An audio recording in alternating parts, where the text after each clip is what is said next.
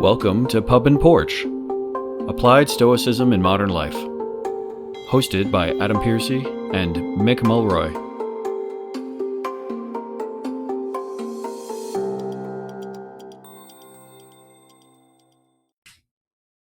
Welcome back to Pub and Porch, Applied Stoicism.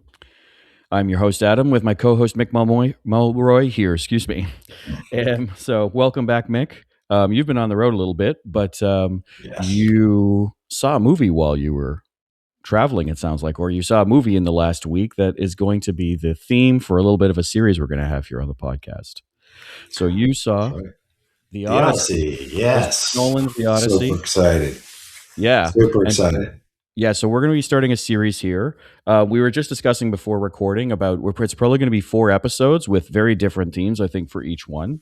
And I'll spoil Adam for everybody that I haven't actually seen this version yet. I'm trying to get into the theater to see it in laser IMAX 70 millimeter, which is like a specialty projector.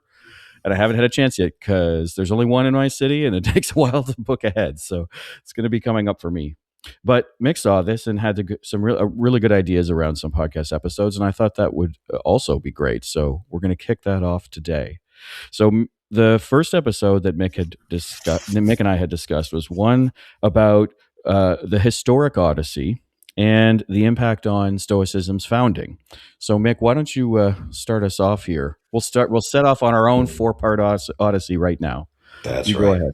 Thanks, Adam. So I was in DC for 3 things. 1, to talk about the Iran War. 2, to go to my incoming twin grandson's baby shower, because now boys and girls go to those things. That was great.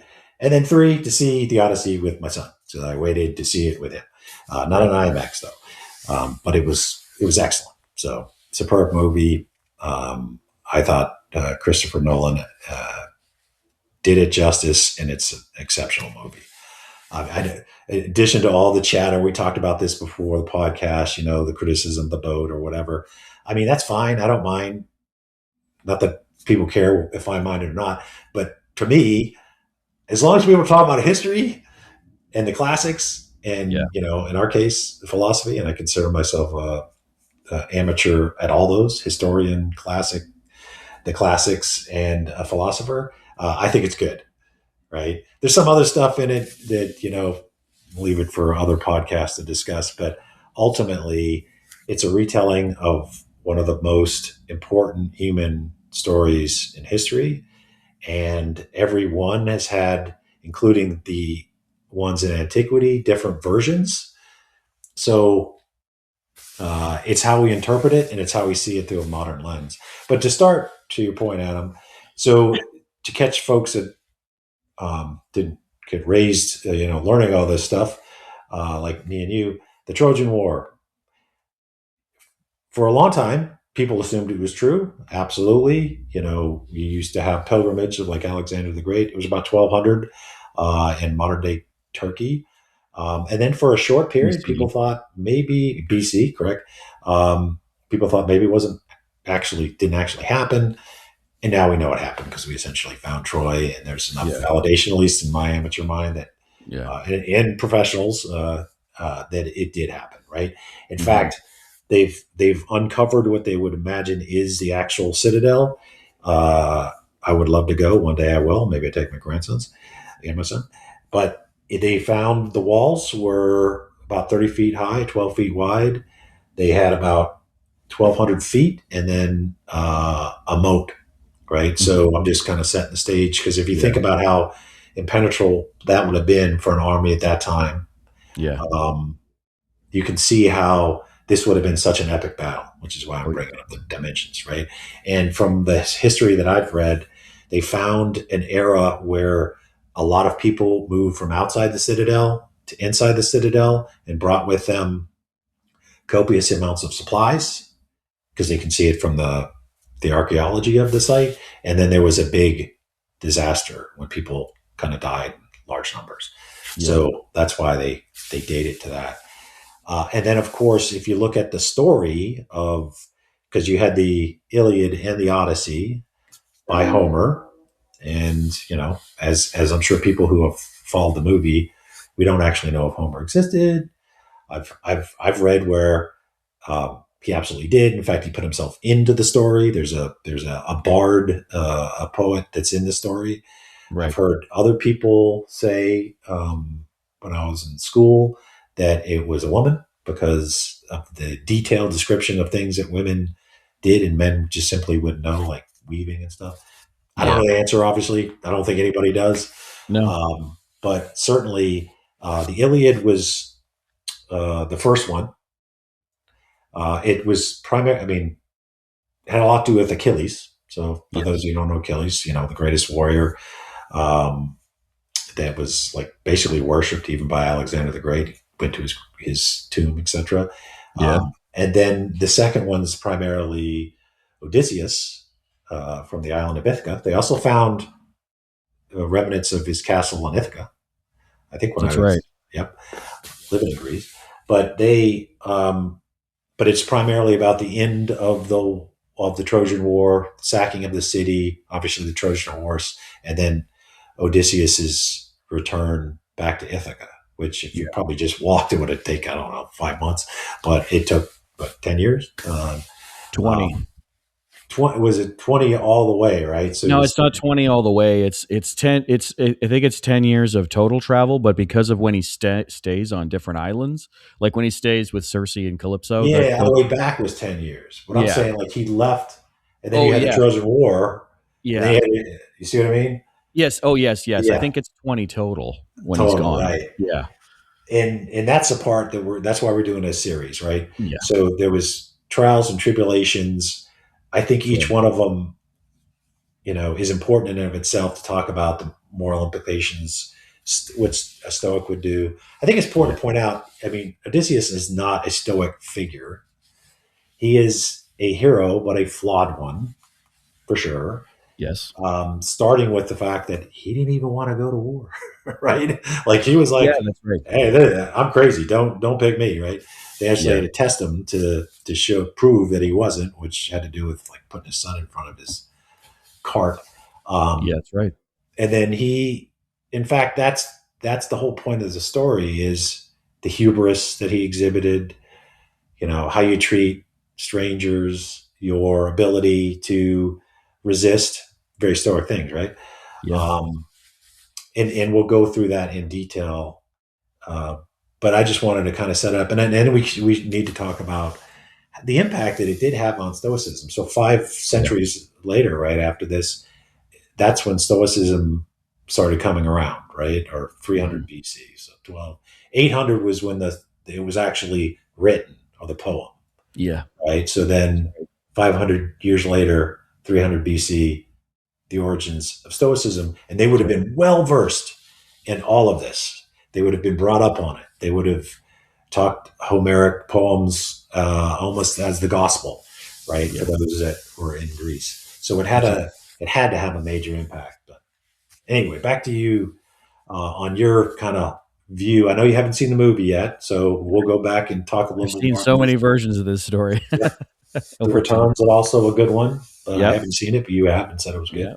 Yeah, the Odyssey with Kirk Douglas as Odysseus, I think, Yes. which is from Oh, the 50s or 60s. Definitely a big one. I grew up watching. It'd be like Sunday afternoons on a rainy day, right on telly. On the telly, you'd see Clash of the Titans and the Odyssey and stuff like. It was just a lot of I always call them swords and sandals flicks. I think that's what people generally call them, and that's definitely something that I grew up with. But yeah, the historic nature of the story is really interesting, right? Because there we have these archaeological remains that certainly point us towards a time period that matches, and the area is correct, right? Because so the story the book the story that tells the Trojan War itself is the Iliad, which yeah.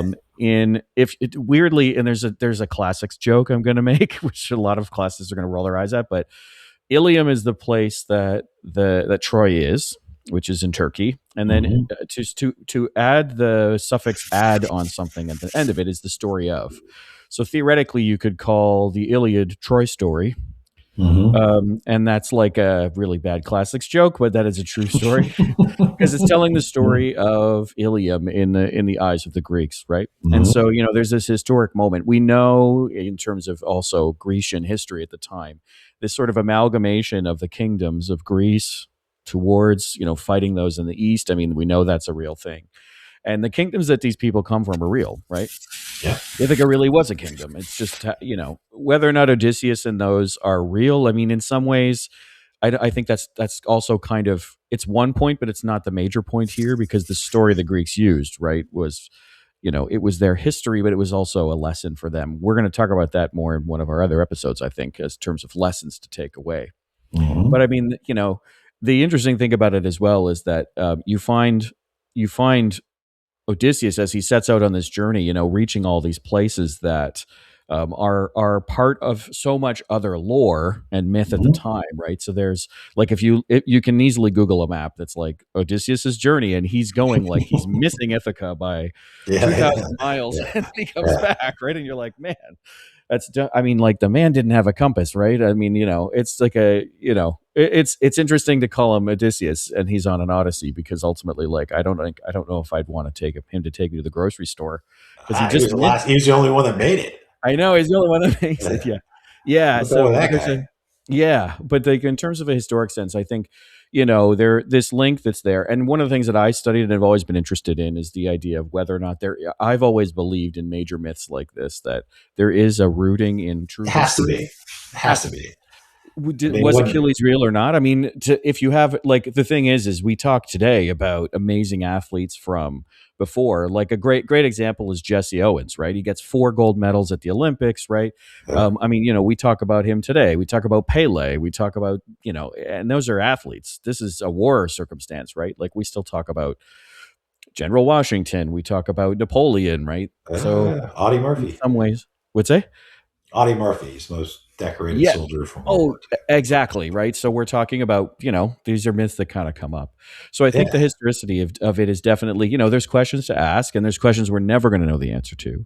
But I Right. think as well, it kind of gets rid of, to me, it's a moot point at some point. You're going to say, I bet you there's ties to something.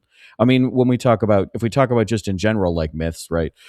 Even the myth or like not a myth but like you have biblical stories right about the flood and then there are signs that there was a great flood and you kind of go well that makes sense they're telling stories about themselves right and that's what a lot of historians are looking at now right is the stories that they told about themselves so I think it's a very important thing to kind of think about in terms of the Stoics right and I've always thought it was interesting about this parallel between this shipwrecked person, right, Odysseus, and our And founder Zeno. Zeno, right, who shipwrecks in Piraeus and Mhm. which is a city within the Athens walls. It's their port city, and then he goes into Athens. He's got nothing, finds a bookseller, reads a book, says, "How do I be like this?" And the way I love the way Donald Robertson always says it. He says the bookseller says to Zeno, "Follow yonder man," and I think I can't remember what the man's name is, but then he follows him and he creates his own philosophy. So there's definitely this really interesting parallel when you look at that, where you have someone who experienced a shipwreck, had a loss of everything. Right. I don't know if he was the only survivor. I don't think we'll ever really know the answer to that one, but at that Yeah. time it's a big deal, right? It's He a big said, deal. "In my shipwreck, I found my wealth." Right. Yeah, that's right. And so we're kind of there's this interesting dance that's going on. So if we shift now a little bit to talk about the impact of that time, because this is where history and myth kind of run into each other in a good way, I think. What's interesting to me about Stoicism, right, is that when you look back on Stoics, there's a shift within Stoicism over time about which ones think Odysseus is actually Stoic and which ones think he isn't Stoic. Because when Stoicism first came about, Stoics heavily discussed the myths of Heracles, right? Yeah. Who, right, who's Primarily very Heracles. Yeah. primarily Heracles. In fact, Yeah. I on my I Hercules wear for other yes people. Hercules for Yeah. the Romans. Heracles, other the Greeks call him. That's Yeah. right. And so I actually wear a Heracles knot on my necklace every day. because just as a reminder of the vow I took with myself about Stoicism. But Mhm. yeah, so when you look at Heracles versus Odysseus, you get this kind of interesting juxtaposition because Heracles was very single-minded, and Odysseus was always pretty wily, right? And Athena loved him for that because of his intelligence. That was And his so benefactor, Athena. absolutely. And at the beginning of this story, right? I feel like in Stoicism you kind of have these two figures as we go forward. And then as that kind of develops and you sort of talk more about it, right? You find out I found out something new in my research when I was getting ready for this episode, which was that Zeno actually authored a 5-book series, which is now lost. And this is one of those times you're like, man, if I had a time machine, right? But he Yeah, authored a 5-book series I on did not Homer's know that. works. Yeah, Yeah, yeah. yeah. Yeah, it's called it's Because it's called referenced, right? But they don't that's have it, but right. it's referenced. Yeah. Yeah, it's like in people's bibliographies where they literally say like as per Zeno in his book blah, blah, blah, blah, and then they talk about it. And so we only know that they existed. We don't even have a Well, then it fragment of must have had a major impact, I right? I think mean, so. if write 5 books and you're the founder of philosophy, it seems like it would Oh, definitely. goes without Absolutely. that. Absolutely. And so, in general, I think, the thing I always tell people, because a lot of people have asked me in the last 2 weeks whether or not Mm-hmm.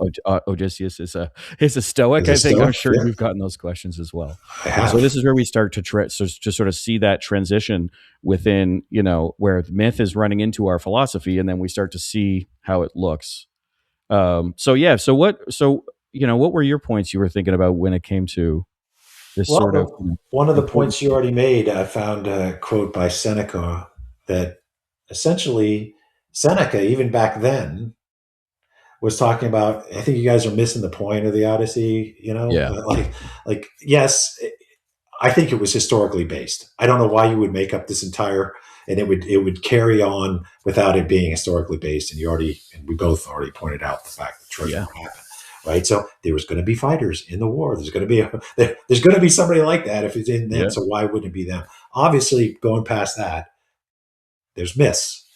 But to your point, it mixed in. There was not a Cyclops. I'm going ahead and guessing, nor did he stay in suspended animation. With the sea nymph, right? So, yeah, but that's not the point. I think Seneca said that before, that essentially um, Odyssean, what do you say? Seneca rejects the argument about where Odysseus wandered as trivia. What matters is learning how not to wander ourselves morally and philosophically. So I think he really pointed to the idea that this is a philosophical tool yeah, to discuss hubris, to discuss all the elements that we talk about: courage, wisdom, yeah. um, moderation. Absolutely. There's a lot of that in here, in every version of it, that needs to be discussed. And I know we're doing that on another episode, That's but it's that is, amazing. I think, and I think you just nailed it with. I didn't even know that until we started talking today, that Zeno actually wrote 5 books on Homeric um, topics, which means that it had to have a huge impact. And I think that likely is one of the main points of this, is to use it as a moral lesson so that you can discuss what happened, what should have happened. Because remember, just like me and you, I'll speak for myself, being a Stoic doesn't mean you're a perfect Stoic, Right. right? You can, Yeah. in fact, we already had a episode on how nobody's a perfect Stoic. That's So, right. just somebody who's morally flawed makes the wrong decision sometimes doesn't necessarily make you not a Stoic, right? So it's all your intent and whether you try to essentially do better the next time. But I think Odysseus, the one thing you certainly can say is perseverance. It's accepting what's happening and not and still going forward. Yeah. Persistence and resistance, so to speak. It's what stands in the way is the way. Many times in this Odyssey, Yeah. and I think in some sense he's the quintessential Stoic in that he persevered. In some sense, he's not. Yeah. And we Yeah. can talk about like what he did at the end of when he gets home, right? He slaughters everybody essentially. Yeah. Yeah. Um, if you're looking at Aurelius as an example, when they basically had a coup, he cried when they brought the coup leader's head. Yeah. So, one, Aurelius is a good example of what we should follow as Stoics. Mhm. One is not.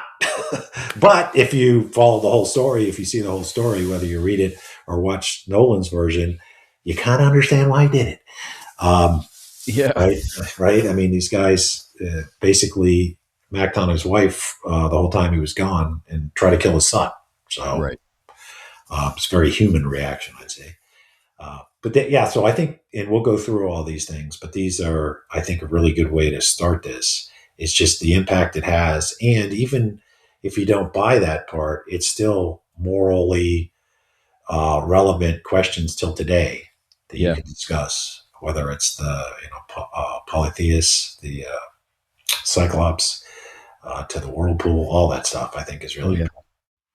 Yeah, and I think one thing that I see with Odysseus first and foremost, right, is that like he knows he has to try and make the journey, right? He knows that if he doesn't make the journey, doesn't take the steps, right? Like there's a lot of talk in the beginning of his story about the responsibility that he takes on, like because he doesn't want to go to war, and so he does this whole hiding thing.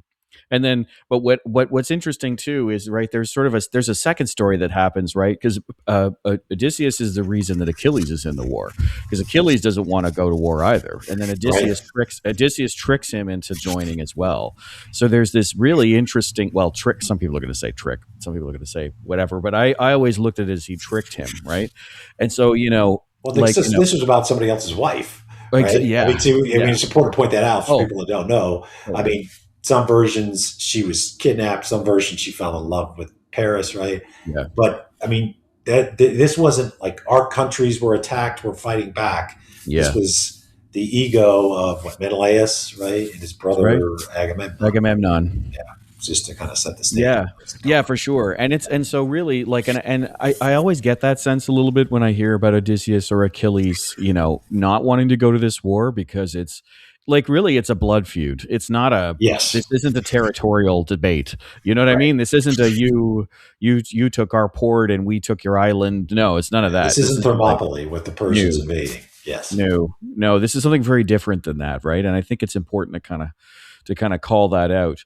And it's interesting, right? Because the thing as well, and I think if we talk about the historic impact of this, is the Odyssey itself has now it's spurred on many other works that have gone on in of history. I think course. it's important to mention as well, right? So the Aeneid, Like right? Ulysses. That's right. Like Yeah. yeah, like Ulysses, Uh, but you also have even in its own time period, relatively speaking, right? You have the the Aeneid. Aeneid, which is Yeah. of Aeneas, Foundation of Rome. right, and he Yeah. leaves and founds Rome. Yeah. But you also have, and I want to make sure I give a shout out to this, which is Pat Barker wrote a 3-book series on the women of Troy after the war, which is Oh, starts with a book didn't called know The that. Silence of the Girls. Yes, I highly recommend this book. I should have recommended it to you before the podcast, Mick, Well, let's but put that it's in the. That's so yeah, people can. sure, I can put that in the show notes for Yeah. sure.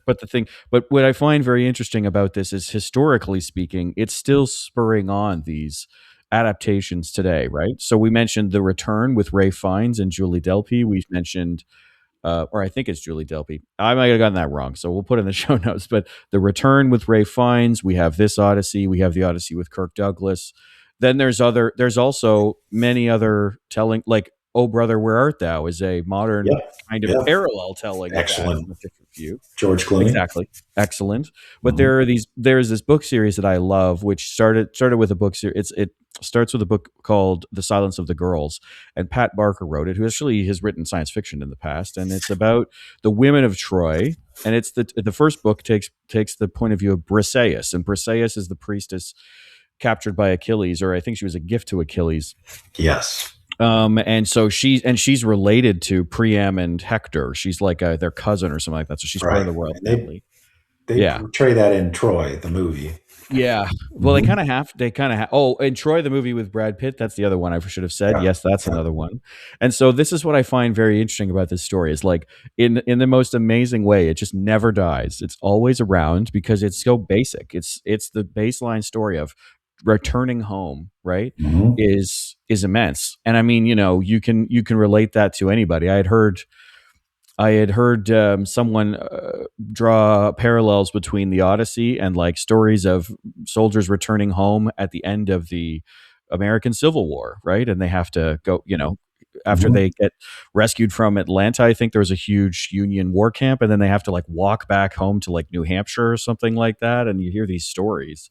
And so it's sort of a universal thing. And I think it's important historically to talk about the fact that it just never goes away.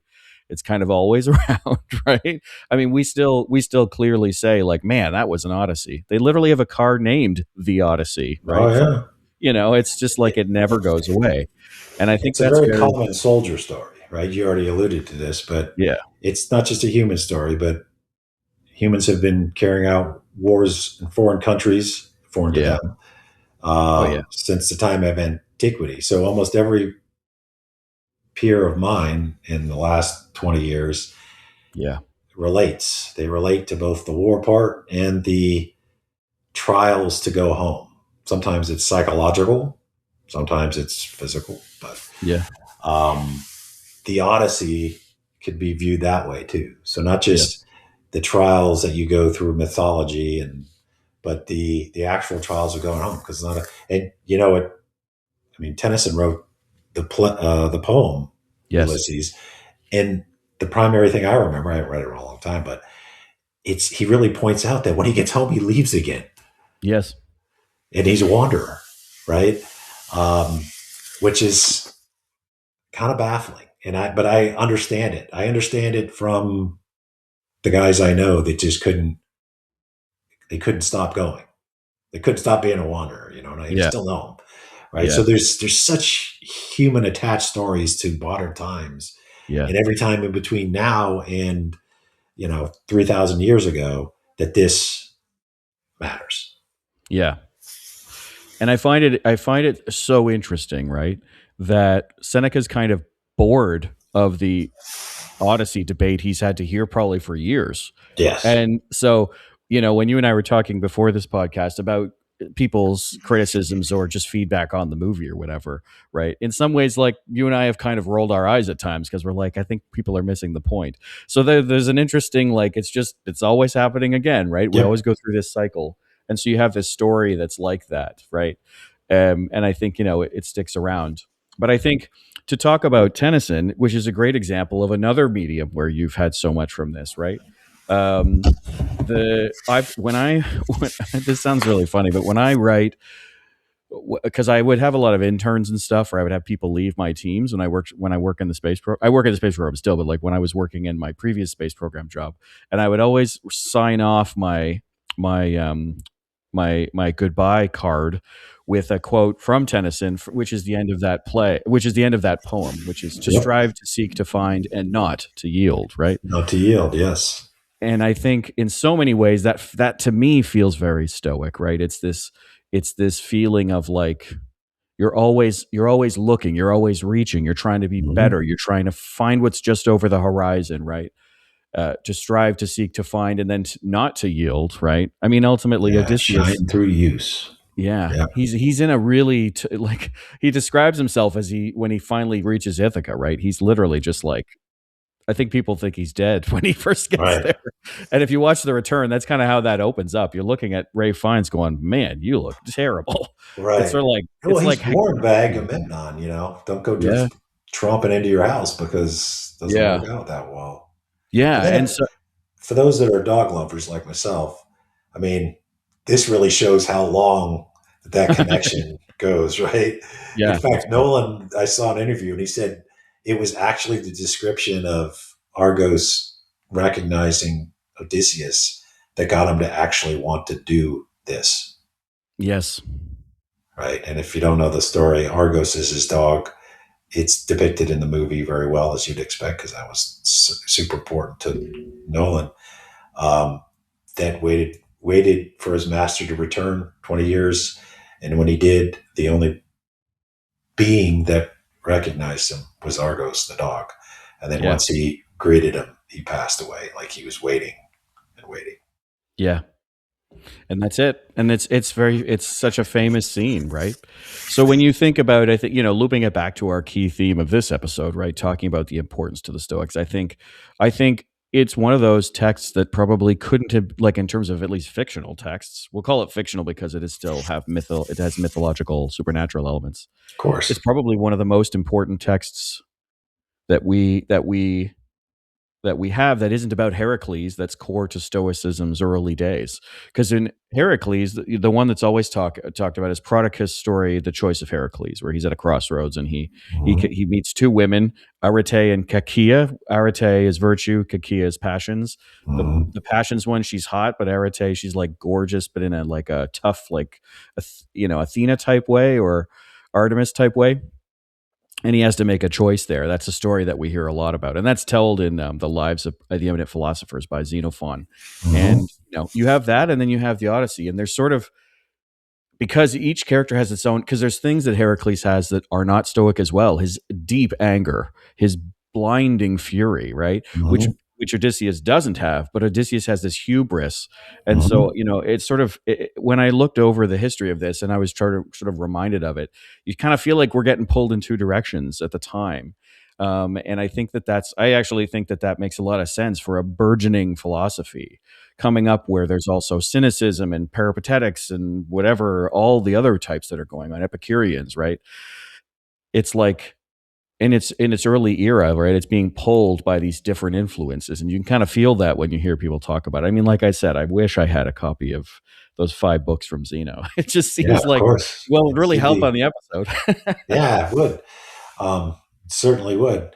And the one thing about the Odyssey that makes it a good story is he's a very human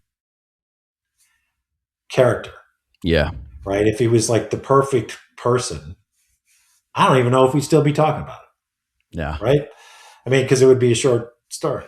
But they need that. And as you said, Heracles also was an imperfect person, and their gods were imperfect person. You also got to remember that too, right? Yeah. So they didn't make any of them without flaws, serious flaws, right? So in a way, if you look at the way, like Homer, and let's say he was what we think he was, a poet, a bard, somebody who actually would sing these stories. They were almost like the priest of the day. Yeah. What I mean is, like, they're telling a moral story. They're telling a story that you're supposed to derive morality from, right? And they're also your historians. So they're kind of like all in one until, things change and, there's teachers, we start writing a lot of stuff down. But like, it was the moral fabric that I think the society at the time, Greek, obviously, used to teach their kids. Yes. You see what I mean? Oh yeah. And the stories we have from Grecian times about what happens after becomes a whole sequence of theater plays, for example. Like you have like all these plays, right, that happen afterwards, where you have like I wish I could remember all of it, but like, Agamemnon returns, and his wife's name is Clytemnestra. Actually, it's Helen's sister. Helen's sister, that's right. Helen's sister, and she kills him. And then his children, Antigone and I can't remember her brother's name, right? They have to flee because Clytemnestra's lover is the one who sort of takes over, and of course he's going to kill them too. And so there's a 3-play series about that, right? And it's kind of like, you start to realize that this is a deep-seated lesson that they're using across sort of time. Because there's the simple lesson you can get, which is like, don't screw with the gods. They'll watch you up on a beach for 20 years. But at the same time, I think there's much deeper there. Go ahead. Yeah, I was going to say, because if you have a chance to go to the Peloponnese, where Sparta is, you can go to the castle, and there's still a passageway. At least what I was told is they think that's where they escaped, how they escaped. Oh. You can go down. You could, when I was there, 2005, 6, 7. You could go down the passageway. Yeah. So if you're like me, get like super giddy around at like really historic sites. Oh, that's me. It's worth going. Yeah. It's worth going. Yeah. So we may have to with this. I feel like there's a Pup and Porch Odyssey going on where we're gonna do traveling We episodes to could do Greece or that. something. I'd be Right. I'd be down. I'd be down. We'll pull in all the greats. It'll be like an Avengers movie. It'll be like Massimo comes out of the woodwork and then Donald walks out of the Yeah. back. We have to start well, no, if we're going to start back then, we'll have to start in Start in Ithaca. Turkey. Oh yeah, start in All right. Ithaca. Yeah, I but haven't been there. That would be cool. I've never been to Ithaca either. Yeah. Actually, I think I've seen the island because I remember going past it on a boat because I did some cruises when I was in the Mediterranean when I was a kid. But yeah, so that's kind of I think that's kind of where we sort of sit right now, right? Is like you can clearly see the impact that the Odyssey provides to the time periods following it, and Stoicism grows up in this time where this is, as you've said, like everybody knows the story, right? It's probably told all the time.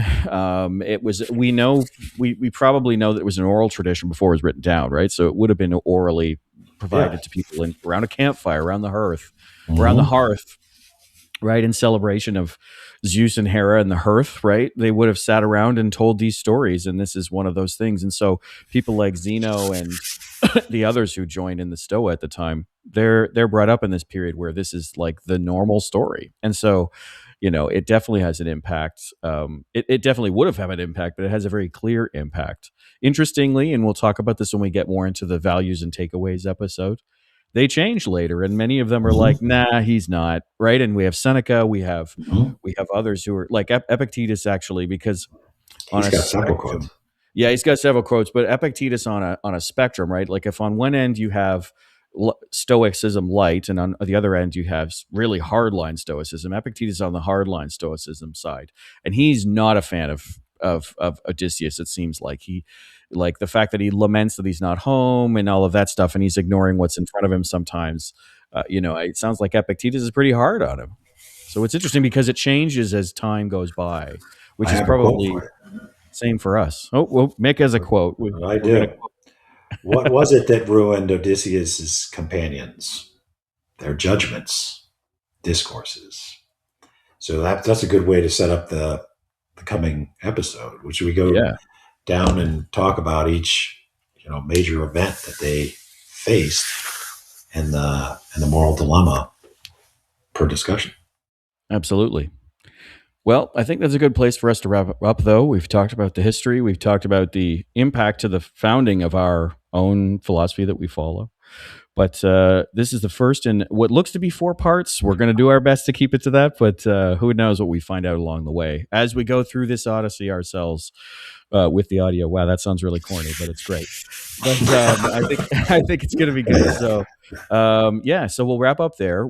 I think this is another great opportunity to engage our listeners. If you've seen the movie, if you haven't seen the movie and you've seen the other ones, or you've read some of these books that I'm reading a lot of books right now that are sort of stories around the Odyssey and the Iliad, and so we'd love to hear from our audience.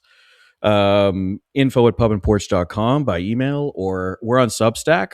Find us on Substack. That's a great place to connect with us now. But Shalika Scribe on YouTube and anything else. We'd love to hear from you though with comments because as much as this is a recurring tale through time, we're just one little part of that. We'd love to hear from the audience on their take on this epic from history.